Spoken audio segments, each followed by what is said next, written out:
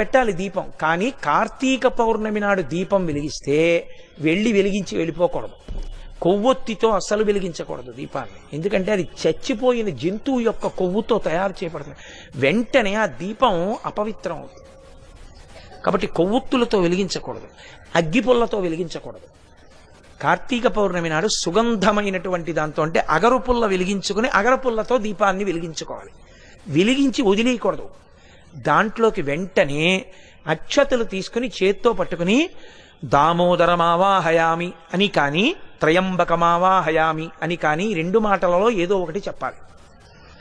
అంటే దామోదరుణ్ణి కానీ త్రయంబకుణ్ణి కానీ దీపం మీదకి ఆహ్వానం చెయ్యాలి.